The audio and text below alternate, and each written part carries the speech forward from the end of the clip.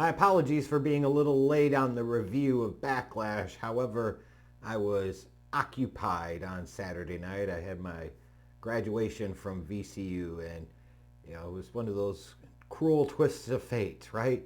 It's like, I've worked so hard for this for a few years. I'm going to experience this. I'm going to walk across the stage. But on the other hand, the match is happening at the same time. Gah! But anyways, it is what it is. And for those of you that may be watching that are debating whether or not they should go back to school, stop finding excuses why you can't, start finding reasons why you can is what I say. But you're not here for life advice from good old Jeff. You want the Schlag Daddy to talk about Backlash! And I'm going to indeed. And let's make a deal here. Let's quickly get through the 4 matches that we don't really give a fuck about to get to the one that we do. This was a 1-match show. Don't let anybody twist it up any other way. Nothing else mattered. Nothing else was relevant because this night was all about Breakfast Club business and how glorious it fucking was. But more on that in a moment. Let's get through the shit that we don't really care about. And I know I'm being a little bit crass here because there was some good stuff on the show, certainly, but again, you only really cared about one thing. As you should have. You! All of you! Alright, anyways, you kick off with the Fatal 4-Way for the U.S. Championship. This was really good. This was a banger. Everybody got in their shit. Everybody looked strong. You get a big reveal of Jeff Cobb or whatever the fuck his name is. Now he's part of the crew with Solo and Jacob Fatu, but they're selling it like Fatu's really surprised and kind of pissed that he got help that he didn't really ask for, didn't really want, maybe didn't really need. You could hear that St. Louis crowd, though, was incredibly behind Jacob Fatu. Like, you've got a monster baby face on your hands here. Just whatever it takes. Build up him and Braun Breaker. There you go. Future WrestleMania main event. So Fatu wins. He retains the championship. Good deal. Yeah, this was a really good opening match. It was. Only more I can say is I don't care because, again, this was a 1-match show. Next up, Lyra Valkyria defending successfully her Women's Intercontinental Championship against Becky Lynch. A couple of stupid gripes here, but they make sense to me. Number one, do the ladies really need a mid-card title? Do they really? Do they really? Number two, why are they emphasizing throughout the match that Lyra Valkyria is Irish when the fucking name is Norse? At least the last name is of Norse descent. Like, it's just one of those things. It just sounds really stupid to me, and I know I'm being a dope talking about it like this. That's fine, but anybody else notice that and be like, why are you talking about her being Irish? And it's fine. Like, Irish lass versus Irish lass, they're going to kick each other's ass. Fine. But even this match, like, it went a long time, and I'm sure a lot of people are going to say it was really, really good. I thought these ladies put in some solid work. The finish, Valkyria wins, but then Becky Lynch attacks her afterwards. Cool, I guess. It's like, yeah, you're going to go over, but you're going to go over in the way that I see, the man sees that you should go over, and I'm still going to be walking out strong. So, interesting spin, but nonetheless, here we are. Dominic Mysterio defended his IC championship successfully against Penta in a match that I thought, frankly, was going to go a little longer than it did. But I guess it got about the right amount of time. And I will say, like, I bitched about this for both nights of WrestleMania. The viewing experience, especially if you don't pay for the extra, like, premium package of Peacock, it is really hard to enjoy the show. And if I cared more, I would buy the premium package so I could skip some of the ads and shit. But they don't make me care enough, so I'm not going to. So I'm stuck with this even worse viewing experience of you have a match, there's no real setup, you get through the match, and then you got 5 minutes of commercials. And then you're back cold to the next match. And again, I understand the pay your bill shit, but this stuff is fucking ridiculous. And it's also ridiculous that you only have 5 matches on the pay-per-view. Like, of all the people on the fucking roster, you could only weasel together 5 matches? Nothing with CM Punk and Roman Reigns. Nothing with Seth Rollins and Braun Breaker. Nothing with Cody Rhodes. Nothing. Never mind the fact the show is fucking called Backlash. You would think there'd be some backlash based off of the shit that happened at WrestleMania. Like, that's fucking stupid. If you're going to continue to have your PLEs, especially the non-Big Four ones, only have 5 to 6 matches, then you don't need nearly the fucking roster that you have. Why would you bother? You're cutting expenses by having fewer people you got to give a pay-per-view payout for. Why don't you cut more expenses by cutting off some of the roster? I'm just saying. Anyways, the next match before the main event, I have a feeling that a lot of people are going to sing its praises of, and I get it, because in a bubble, Pat McAfee and Gunther works. They played this out pretty well. Gunther was imposing. Pat McAfee got in some, kind of hope spot type of shit. They involved Michael Cole here well. But as much as you could say in a bubble this one works, I look at this and I say, this is really fucking stupid. Gunther was just a world champion, and in the next pay-per-view, he's taking on your part-time commentator. And he almost loses.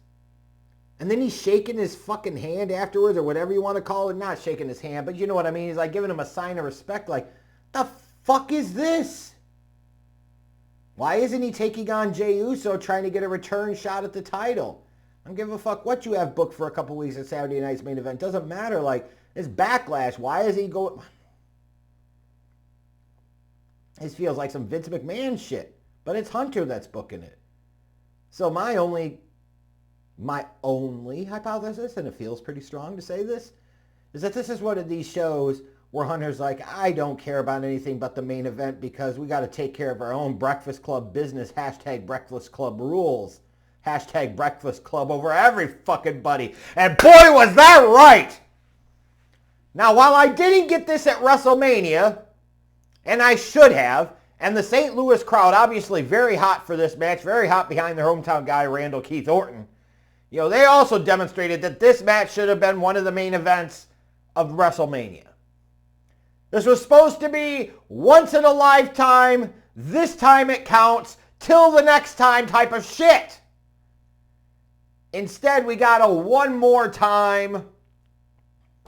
Like, damn it. The whole point was to find a way to have these two face off one-on-one at the one show they had never fucking faced off on. And for two guys that were definitely the faces of a decade, a generation of the company, for them to have never squared off one-on-one at WrestleMania is one of the dumbest booking decisions in this company's history, bar none, period.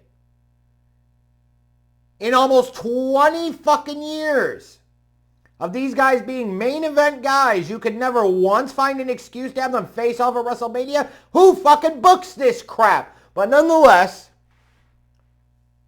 look all that aside, and the dynamics here work so beautifully because they were so different.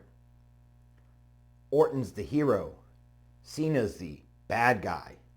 Cena's the one on his last legs. Orton's the one that's going to stay. All the shit that Orton used to do, now it's Cena doing it. All the breaks and advantages that Orton used to use, Cena's using them. And if you thought you were coming into this match and you were going to get something relatively short or quick, these two guys are going to fucking make sure they took a ton of time because they had Breakfast Club business to tell. And boy, did they do it magnificently. This shit was overbooked and it was fantastic. You got multiple ref bumps. And you know, like this was part of the deal as you get to the behind-the-scenes negotiations, the politicking and everything else. The story is dependent upon John Cena going over. Well, if Randall Keith Orton is doing the fucking job here to John Cena, then by God, he's going to look strong as shit, and he's going to fucking nail everybody with an RKO. And it was fantastic. Like him going ham on Nick Aldis and Hurricane Helms and fucking Jamie Noble and the other guys. Him going ham on R-Truth when R-Truth comes in because he's trying to, prevent his childhood hero from getting punted by Mr. RKO himself. Like this was glorious. Like Randy in his hometown. And he's getting made to look like $1 million. He's getting all of his shit in. So you got like this Hunter booking, and then you also got the Vince booking of the hometown guy's going to lose in his hometown because at the end of the day, 17 can't be seen John Cena's got to persevere. And he does. And it was mag-fucking-nificent. You could certainly knock like how this heel turn, this alleged heel turn, has been executed, and that it feels kind of random, and now they're trying to figure out how the fuck do they make it work. But for this night, this moment, it worked. And it was at this night and this moment, as I'm watching this match, I said to myself, yes, this should have been fucking at WrestleMania. This was infinitely more interesting than John Cena versus Cody Rhodes. This had layers and layers and decades of story behind it. And two more interesting, compelling characters behind it. We got to hear, though. So there's that, right? But John Cena wins, and then in the press conference after the show, R-Truth comes up to him and he attacks R-Truth. Him taking on R-Truth at a pay-per-view for the title. Yes, sign me the fuck up for that. It's what I've wanted. I need it. I gotta have it. Inject that shit straight into my fucking veins. If we're talking about last rides here, R-Truth's done a lot of things in the wrestling business over the years. The one thing he's never done is hold WWE World Championship gold. And John Cena wants to be the last real world champion. And he doesn't want to give this up to any fucking buddy. It just works all the way around. And again, this was the best match of the night. You could have other opinions. And sometimes those are fine. And sometimes they're just wrong. This is one of these instances where having a differing opinion other than this match kicked ass and was the match of the night is fucking wrong. This was everything I thought it could be. This was everything I fucking expected. And the glory and the splendor and the majesty on everything that is the Hunter, the Hearst, and the Helmsley of these two guys holding on to their last bit of superstardom. These two guys, these, dare I say, young lions roaring all over the place at the Enterprise Arena. Woo! It was fan-fucking-tastic. So overall, like, what did I get from this show? I got a bit of closure. I got a bit of satisfaction out of it. The match didn't happen where I wanted it to happen, but the one that they gave me still kicked ass and left me eminently satisfied. Anything else that was good on this show, like the opener, the first couple of matches, like, that's cool. But this was a one-match show. This is the only match I cared about. This is the only match, frankly, that any of you fucking cared about either, and you know deep down that's true. So as long as that one delivered, it was all right. And it was. And frankly, if you're going to say, well, there was other good shit on this show, you know, if the WWE is only going to be bothered to have 5 or 6 matches on these pay-per-views, there really isn't much of a reason to care about this shit. I'm just saying. But when it comes to Breakfast Club business, it doesn't matter if it's 2005 or it's 2025. Sign me the fuck up for that. Yeah!